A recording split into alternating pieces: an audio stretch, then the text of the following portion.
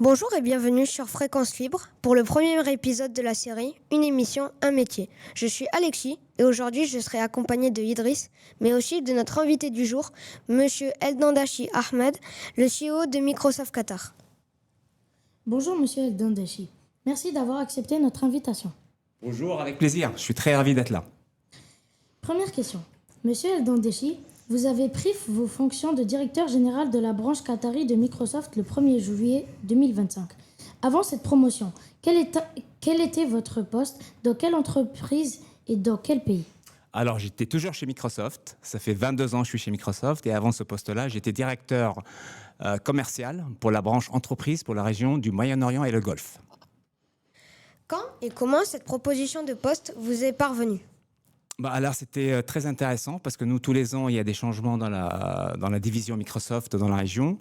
Et il y avait beaucoup de changements l'année dernière. Et puis, le vice-président de la région est venu me voir en me disant « Ahmad, il y a une opportunité pour manager et pour être le general manager de Microsoft Qatar ». Et donc, j'ai dit écoutez, c'était une très belle opportunité et je vais y réfléchir. Et donc, 2 jours après, je suis revenu vers lui en acceptant cette proposition, parce que pour moi, c'était une opportunité énorme pour venir dans un pays comme le Qatar, avec beaucoup d'investissements, avec beaucoup d'innovation et beaucoup de transformation. Et j'ai accepté sans hésitation cette proposition. Comment avez-vous été accueilli par votre nouvelle équipe? Alors, la nouvelle équipe, majoritairement, c'était des personnes que je connaissais, parce que ça fait 22 ans que je gère, que je suis chez Microsoft dans la région, 3 ans en France, mais 19 ans dans la région. Donc, c'était une équipe qui me connaissait en majorité. C'est avec un grand plaisir qu'ils m'ont accueilli. C'était une équipe qui était très, très positive quand ils ont su que je venais prendre le poste de directeur général Microsoft Qatar. Et l'accueil était très enthousiaste. Quels sont les changements faits au niveau professionnel entre votre ancien et votre nouveau poste? Alors, c'est un changement majeur parce que quand on est general manager d'un pays, on est responsable non seulement du chiffre d'affaires et du business, mais aussi on est l'ambassadeur de Microsoft dans le pays. Donc, il y a l'image, il y a le social, il y a l'humain, il y a le développement des people, des gens. Donc, c'est vraiment un poste qui est très différent par rapport à ce que je faisais avant, qui était plus un directeur commercial sur une région qui était tout le Moyen-Orient et le Golfe. Donc, quand vous êtes un general manager, c'est un poste qui nécessite beaucoup d'engagement, non seulement au niveau professionnel, mais aussi au niveau humain dans le pays. Étant donné que Microsoft est une entreprise américaine, on peut penser qu'elle a été impactée par les récents événements. Quels sont ces impacts? Alors oui, je pense que tout le monde, malheureusement, a vu ce qui s'est passé pendant les 102 jours qui sont passés. On a été impacté dans le sens où on a travaillé à distance pendant, je pense, beaucoup de monde a travaillé à distance pendant 40 jours. Alors bien sûr, avec la technologie, c'est beaucoup plus facile qu'avant de travailler à distance parce qu'on a tout ce qu'il faut pour le faire. Maintenant, c'est vrai qu'on a été impacté par les visites chez les clients. On ne pouvait pas aller chez les clients, on ne pouvait pas se rencontrer en physique. Donc ça, c'était un premier impact. Le deuxième impact, bien sûr, qui était important aussi, c'était il y a beaucoup de projets qui ont été ralentis par ce qui s'est passé, parce qu'il n'y avait pas les personnes, ou il n'y avait pas les équipes qui étaient sur place pour avancer sur ces projets. Donc là, on a pris du retard sur pas mal de projets qui étaient en exécution. Et j'espère que ça va se terminer très rapidement. Donc on va pouvoir reprendre.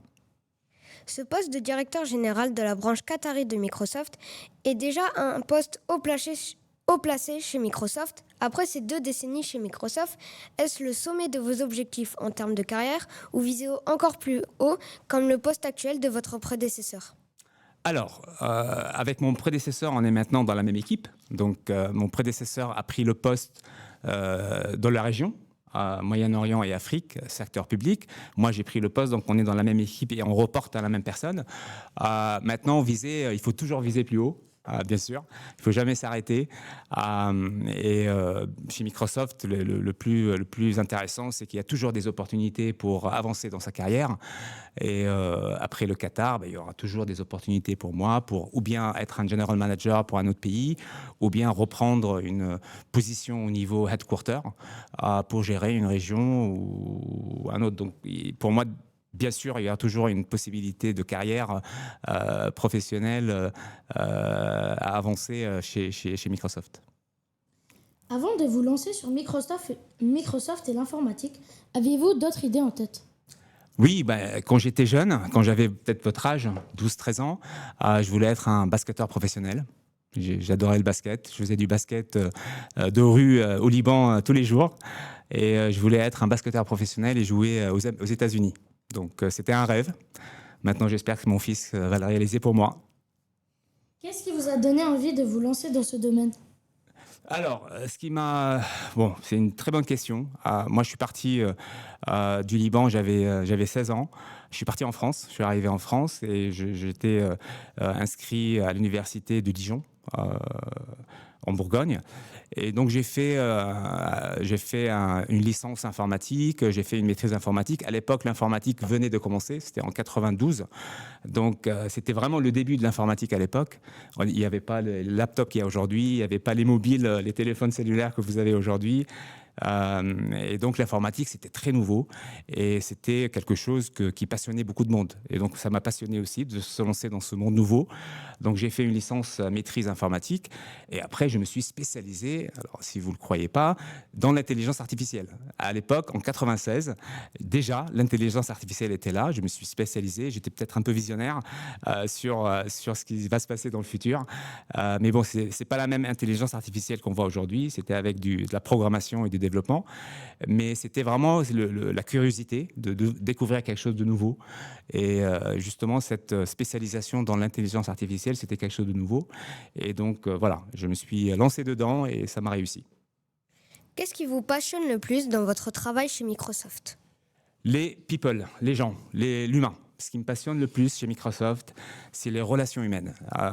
C'est le travail d'équipe, c'est l'esprit d'équipe, c'est l'esprit de collaboration. C'est une entreprise qui est très focalisée sur le développement de l'humain, sur la carrière professionnelle, sur le développement de la collaboration entre équipes. Donc c'est vraiment ce qui m'a fait rester 22 ans chez Microsoft, c'est vraiment l'humain, les relations humaines, la confiance entre les gens.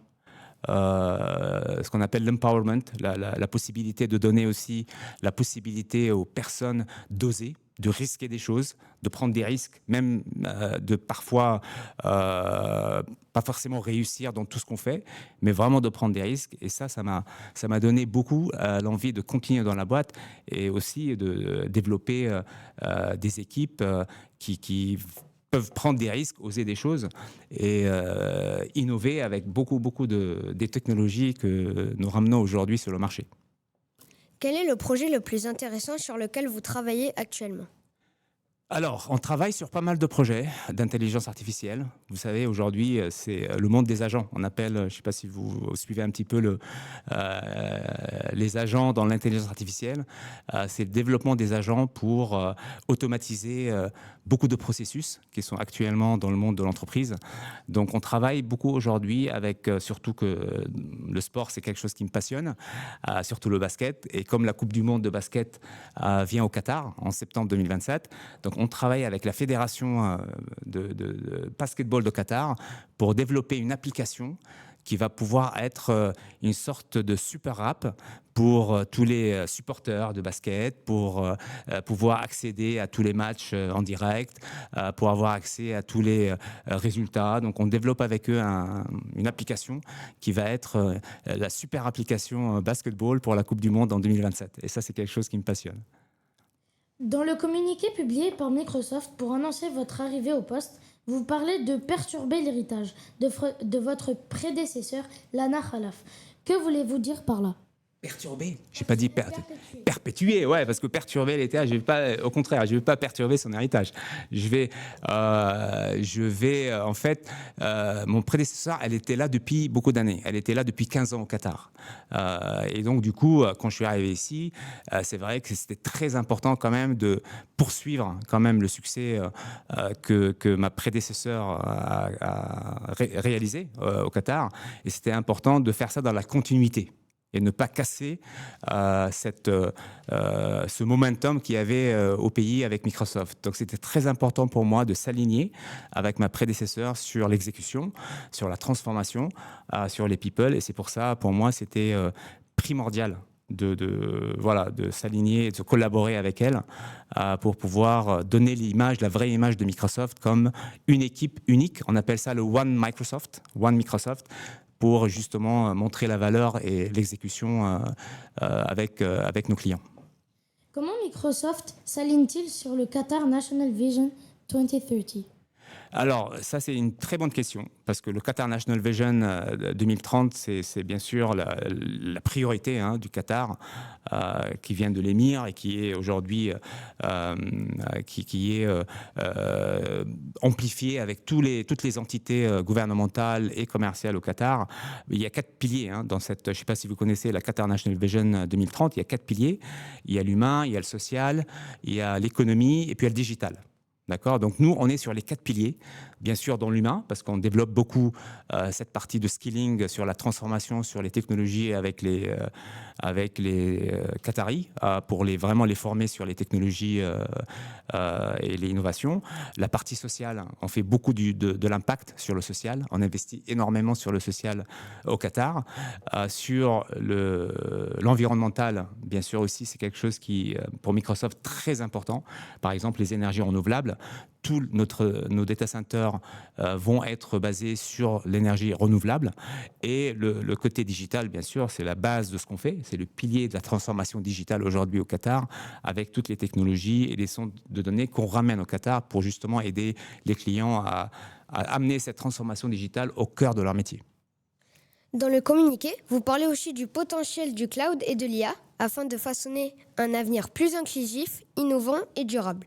Et depuis votre arrivée, vous avez signé de nombreux contrats concernant l'IA, avec notamment le Qatar National Broadband Network, Malomatia, Ooredoo et Vodafone Qatar. Pouvez-vous nous en dire plus ?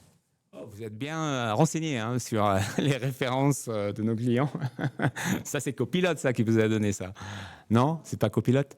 Comment vous avez eu ces informations sur les références clients ? J'ai cherché sur Google. Ah non, il ne faut pas dire Google. Il faut dire Bing. Il faut dire Copilot et Bing.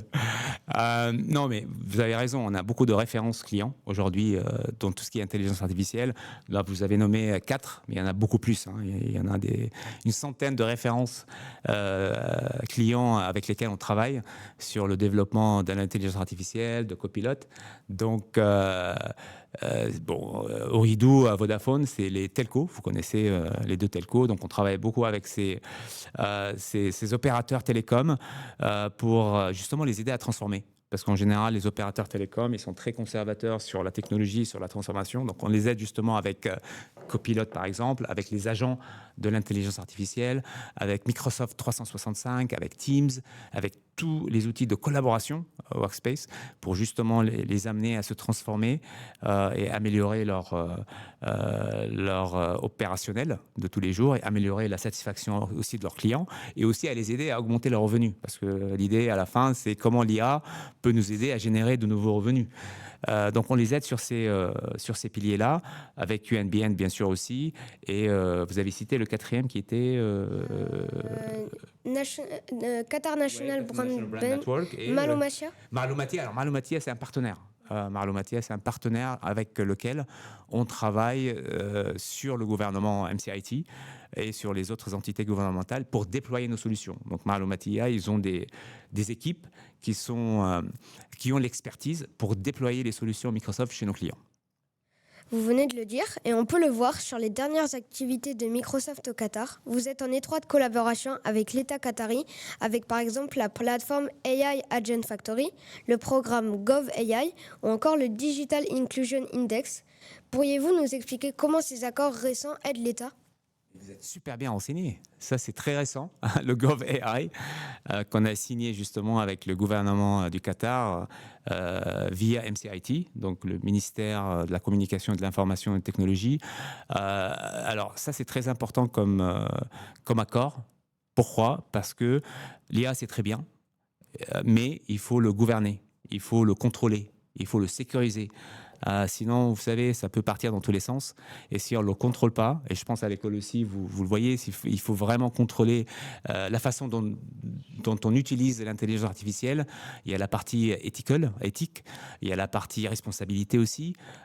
Donc, c'est pour ça qu'on a signé cet accord avec eux, pour leur ramener toute la partie gouvernance et contrôle de l'IA dans le gouvernement, et aussi la partie sécurisation de l'IA. Parce que la sécurisation aussi des données, c'est quelque chose de très, très important. Et ça, c'est le but de l'accord avec le gouvernement. Quel est l'impact de l'IA sur Microsoft? Il est énorme. Alors là, l'impact de l'IA, là, depuis 2022, depuis que l'annonce de ChatGPT, vous connaissez ChatGPT, vous utilisez de temps en temps. Il faut utiliser Copilot. Non, Pas tout le temps. Ouais. Donc, il y a eu l'annonce de ChatGPT en 2022. Et depuis cette annonce, il y a eu un engouement pour l'IA de façon considérable. Tout le monde veut utiliser ChatGPT. Vous savez que ChatGPT, c'est l'outil, le produit qui a eu le plus d'utilisateurs dans le monde en très, très peu de temps. Beaucoup plus que tous les autres outils, beaucoup plus qu'Instagram, beaucoup plus que Facebook. En un an, il y a eu 100 millions d'utilisateurs de ChatGPT, ce qui n'est jamais arrivé dans le monde avec n'importe quel autre outil. Donc du coup, cet engouement pour l'IA a créé beaucoup d'opportunités, bien sûr. Et du coup, Microsoft, bien sûr, qui a fait le partenariat avec OpenAI, qui est donc le développeur de ChatGPT. Donc maintenant, tous les outils Microsoft, bien sûr, qui sont développés sur différents modèles, dont ChatGPT, a aidé l'entreprise à se diversifier dans l'intelligence et à devenir leader de l'intelligence artificielle. Donc l'impact, il est énorme sur, bien sûr, les revenus, mais aussi sur le développement de l'innovation et de l'entreprise. Comment imaginez-vous l'avenir de l'intelligence artificielle au Qatar dans les prochaines années? Le plus important dans l'intelligence artificielle, c'est que, je l'ai dit tout à l'heure, c'est la première chose, la gouvernance. Il faut bien le gouverner, il faut bien le sécuriser, il faut bien le contrôler. Donc ça, c'est la fondation pour le développement de l'IA pour le futur. Sinon, les entités gouvernementales ou les entreprises commerciales, ils ne vont pas adopter l'IA s'ils voient qu'il y a un risque sur leurs données, s'il y a un risque sur leur business, sur leur processus. Donc ça, c'est la première chose. Donc nous, aujourd'hui, on travaille justement sur cette fondation de sécurisation, de gouvernance, et le roadmap du développement de l'intelligence artificielle, il est exponentiel. On voit bien qu'aujourd'hui, les agents qui sont développés par le gouvernement ou par Qatar Energy ou par les entreprises comme Qatar Airways, il y a tous les jours des use cases, des scénarios qui sont développés pour justement améliorer les opérations ou améliorer les performances. Donc, ça avance très, très vite. On ne parle plus d'années, mais on parle de jours et de mois de progression sur la transformation avec l'intelligence artificielle. Pensez-vous qu'un jour l'IA pourrait remplacer les humains dans votre travail? Surtout pas. On n'est pas là pour remplacer les humains. L'IA n'est pas là pour remplacer les humains. On est là pour amplifier le travail des humains, pour les aider justement, et pas pour les remplacer. Alors celui qui vous dit que l'IA va remplacer les humains, il n'a rien compris à l'IA. C'est pas le but. L'humain, il sera jamais remplacé. Et il y a des choses que l'humain va faire que toi tu fais, et moi je fais tous les jours, que l'IA ne peut jamais faire. Par exemple, l'empathie, l'IA ne sera jamais aussi empathique qu'un humain, par exemple. Donc, il y a des décisions qui ne seront jamais prises correctement par l'IA. Et d'où l'humain est très important, il ne sera jamais remplacé par l'IA. Maintenant, pouvez-vous me décrire une journée type dans votre poste? Alors, une journée type, les journées ne se ressemblent jamais pour moi. Donc, moi, je suis quelqu'un qui se réveille très tôt. Je me réveille tous les jours à 4 heures du matin.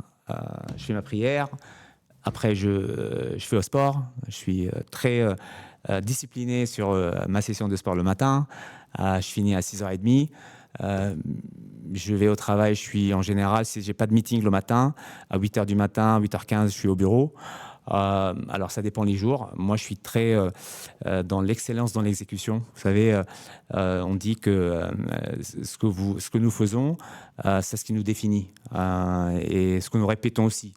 Et pour moi, l'excellence c'est pas un acte, c'est une habitude. Donc après, il faut prendre l'habitude de faire les choses de façon correcte.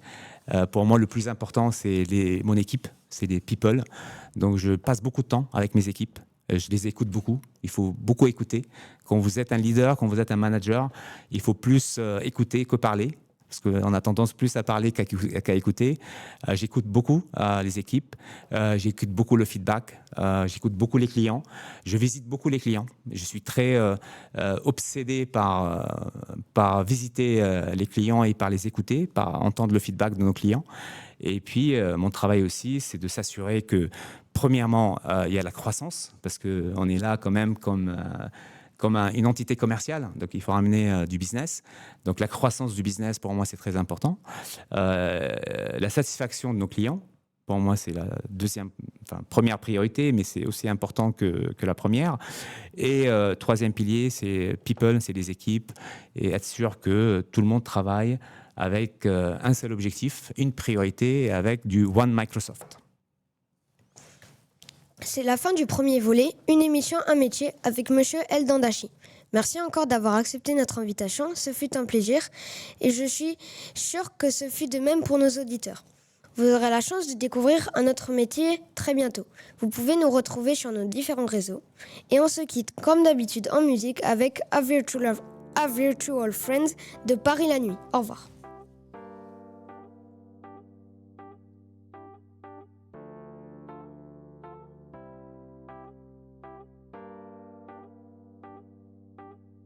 This is an awesome feeling when you are so close.